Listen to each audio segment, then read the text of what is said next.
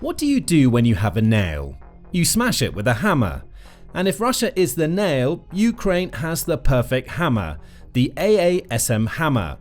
This powerful French bomb is obliterating Russians left and right, demonstrating to President Vladimir Putin that sheer numbers aren't always the route to victory. Sometimes you just need the right tool for the job. And Ukraine's got it. The AASM Hammer isn't a new weapon for Ukraine. France started delivering stockpiles of the bomb in early 2024, with the War Zone, or TWZ, claiming in November 2024 that Ukraine would have received 600 of them by the end of 2024. Those hammers would come from existing and aging French stockpiles. TWC says the plan is simple. France provides these older hammers, which still hit as hard as they always did, while accelerating its production to ensure it maintains a steady supply of new hammers. And accelerate is precisely what's happened. The Ministry of the Armed Forces in France says that the country is aiming to produce 1,200 of these powerful weapons, double what it sent to Ukraine in 2024 by the end of 2025. That's terrifying news for Putin. By ramping up production, France ensures it's able to continue providing a steady flow of this powerful weapon to Ukraine while reinforcing its own stockpiles in case France ever needs to use them itself. France has already committed to sending 50 hammers per month to Ukraine, guaranteeing that Putin can't just wait out the problem these powerful weapons cause. Of course, that leads to some questions. What exactly is the AASM Hammer, and why does Ukraine receiving such a steady supply of this weapon spell bad news for Putin's invasion? AASM stands for Armement Air Sol Modulaire, with hammer meaning highly agile modular munition extended range. Combine the two terms and you get the AASM Hammer, a precision guided bomb that's been designed to decimate any target at which it's aimed. Development of the AASM Hammer began in 1997 as France worked on creating a versatile and precise air-to-ground munition that could drop from its fighter jets such as the Rafale. By 2000, a contract had been awarded to Sagem, which is a French weapons manufacturer part of the Safran Group since 2016, to deliver the initial lot of AASM bomb kits. That contract was fulfilled in 2004, with France officially deploying the AASM Hammer a year later. By 2007, the terrifying bomb had entered operational service with both the French Navy and French Air Force. It's been a mainstay of the French military since. Why? Because it's an extremely powerful and versatile weapon. Flexibility in design is key to the AASM Hammer's strength. The bomb kit is capable of carrying bombs weighing anywhere between 275 and 2,204 pounds, giving the user plenty of options for deployment. A smaller bomb works for a minor target, but if the user needs to take out a massive troop deployment or destroy a storage facility, the heavier bombs pack the required firepower. Of course, powerful bombs are nothing new to the Ukraine war. Russia has plenty of them too. That's evident in its use of glide bombs, which are essentially Soviet-era fab bombs fitted with a special glide kit that allows them to be launched from behind enemy lines. The AASM Hammer isn't too dissimilar from these Russian glide bombs. However, the weapon's design and guidance system make it superior in every way. Starting with the design, the AASM Hammer has a nose-mounted guidance section that makes it far more precise than the modified dumb bombs Russia has been firing at Ukraine. That guidance kit is complemented by a wing extension kit that includes a solid rocket motor and a pair of winglets. This extension kit extends the AASM Hammer's range to 43 miles. That's not quite enough for Ukraine to use it in the same way as Russia uses its glide bombs. However, it provides enough range for a Ukrainian fighter jet to launch the bomb and get out of Dodge without worrying about retaliation. The importance of that detail will become clear in a little while. Now, returning to design, the AASM Hammer's clever construction means it can be used for several types of missions. The previously mentioned versatility in terms of warhead size ensures that, allowing Ukraine to use its hammers to do everything from carry out precise strikes on fixed targets to engaging mobile assets. The hammer is most commonly armed with a 550-pound bomb, usually an Mk82, BLU-111 or the French-made CBEMS Bang bomb, though Ukraine has the option of loading others depending on its strategic needs. However, it's guidance that truly sets the AASM Hammer apart from the glide bombs Russia has in its arsenal. A Russian glide bomb is a simple weapon. The wing kits fitted to Russia's Fab bombs can use basic GPS to find their way to a target, but they're in no way precise. That's not a problem for Russia. As long as the glide bomb can land within a few dozen or even 100 feet of its target, its sheer damage potential makes up for its lack of precision. That's why Russia has been using the bombs to attack Ukraine's cities and energy infrastructure. Any hit, even if it's not on the original target, is good enough for Putin.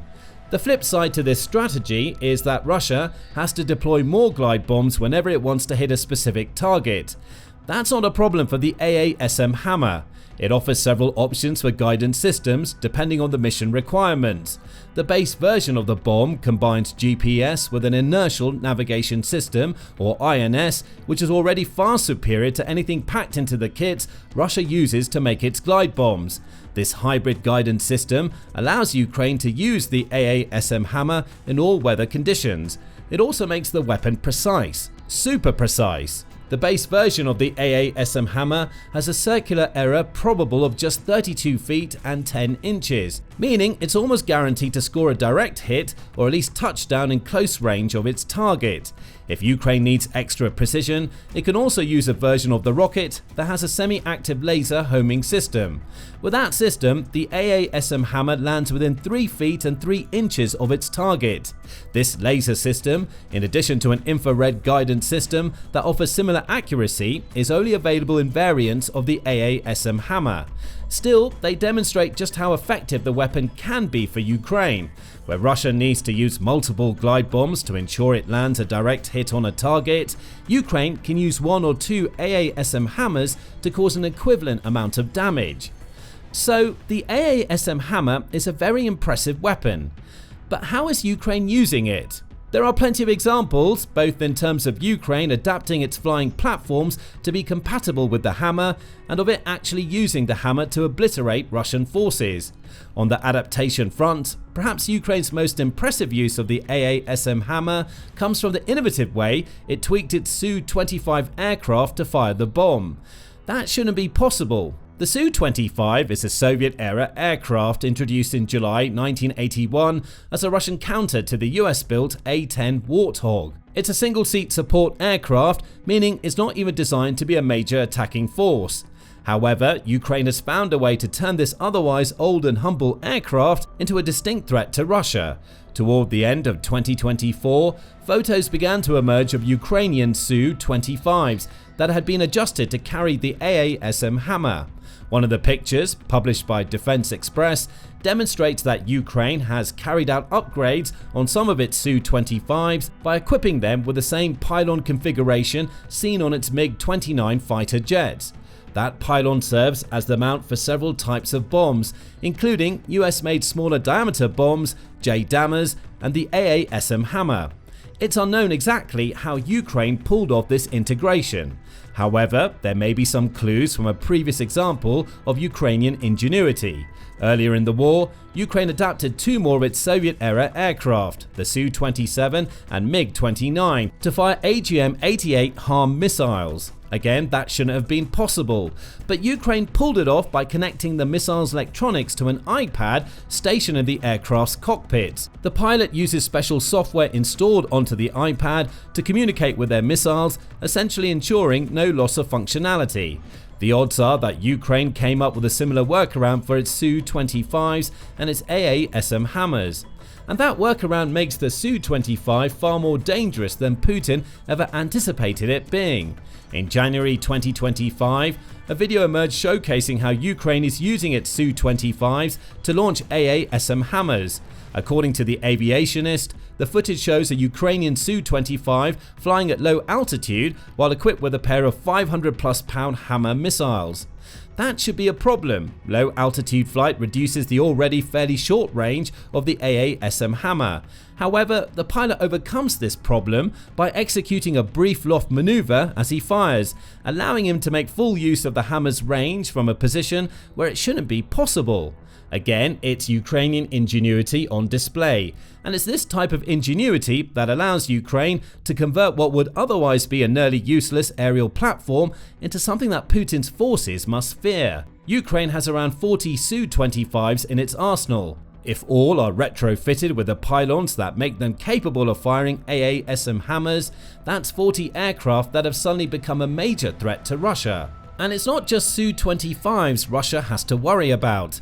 As mentioned, the Su-25 adaptations include the use of pylons often seen on Ukraine's MiG-29s. You could probably guess what that means. Ukraine is also able to fire its AASM Hammers for the Soviet-era fighter jets, extending the country's aerial capabilities further.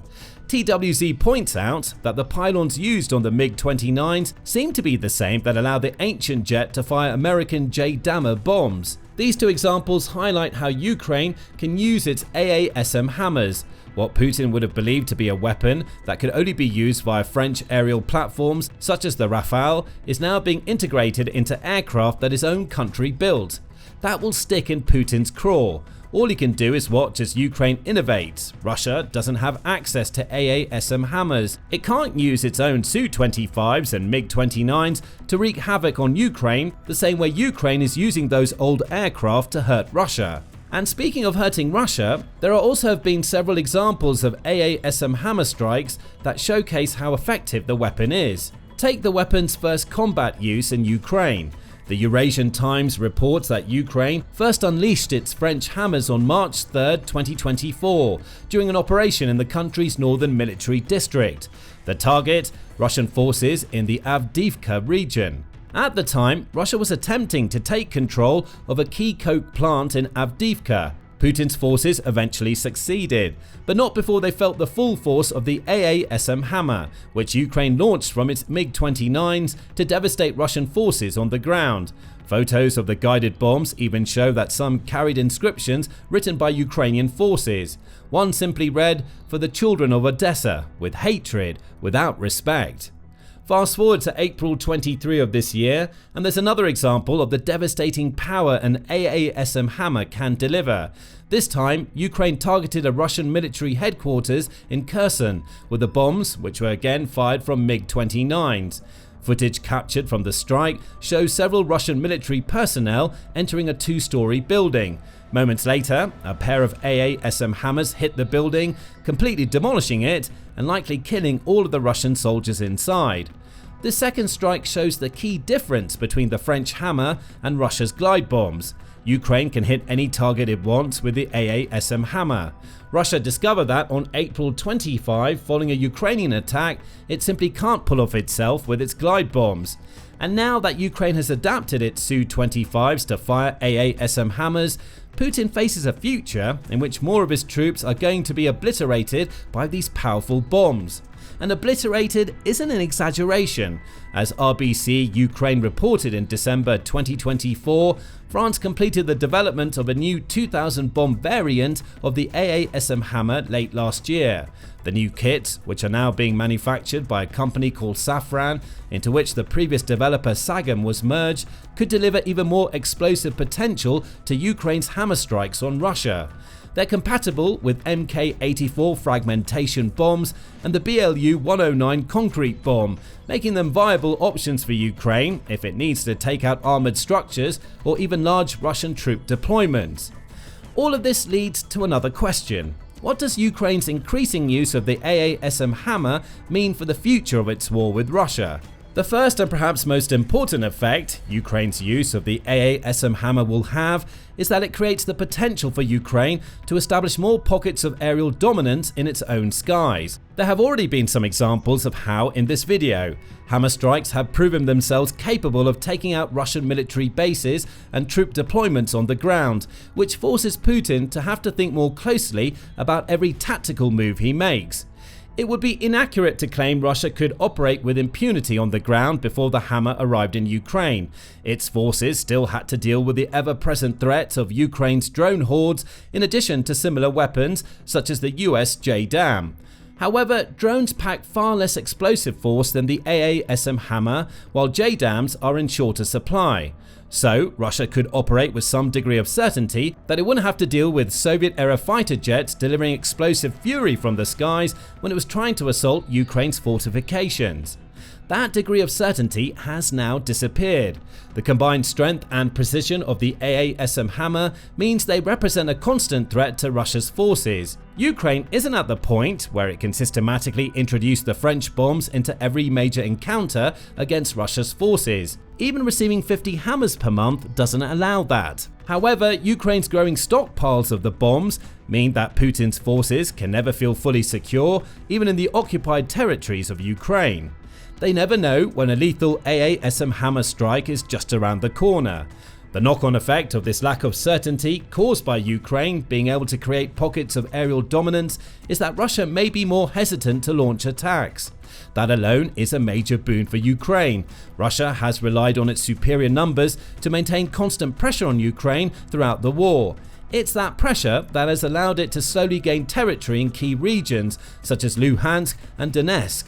Even the threat of launching AASM Hammers, even if that threat isn't followed through, forces Russia to reconsider this pressure-based approach. Those considerations deliver valuable time to Ukraine's forces, who can use that time to regroup or even conduct counterattacks with the support of AASM Hammer-wielding fighter jets.